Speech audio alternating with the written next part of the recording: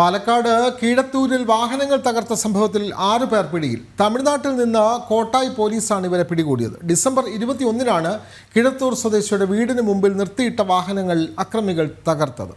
വിവരങ്ങളുമായി അരുൺ ആലത്തൂർ ചേരുന്നു. അരുൺ, കൂടുതൽ വിവരങ്ങൾ. ഡിസംബർ 21 പുലർച്ചെ 4 മണിയോടുകൂടെ കീഴത്തൂർ പള്ളിമുക്കിലുള്ള ഖാജ ഹുസൈന്റെ വീടിന് മുന്നിൽ നിർത്തിയിട്ട വാഹനങ്ങൾ അക്രമികൾ തകർത്തത്. ഈ സംഭവത്തിലാണ് ഇപ്പോൾ 6 പേരെ കോട്ടായി പോലീസ് പിടികൂടിയിരിക്കുന്നത്.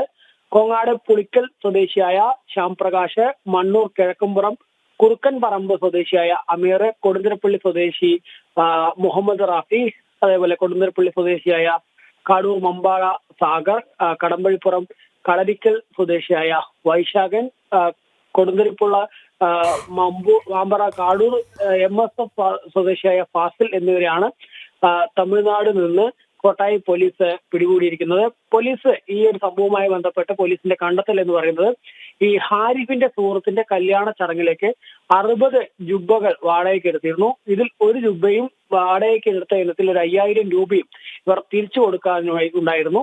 ഇത് ചോദിക്കാനെത്തിയ സാഗറിനെയും കൂട്ടുകാരനെയും മുബാറക്കും കൂട്ടുകാരും ചേർന്ന് തല്ലിയതിലുള്ള വൈരാഗ്യമാണ് ആക്രമണത്തിന് കാരണം എന്നുള്ളതാണ് പോലീസ് ഈ സംഭവത്തിൽ പറയുന്നത്.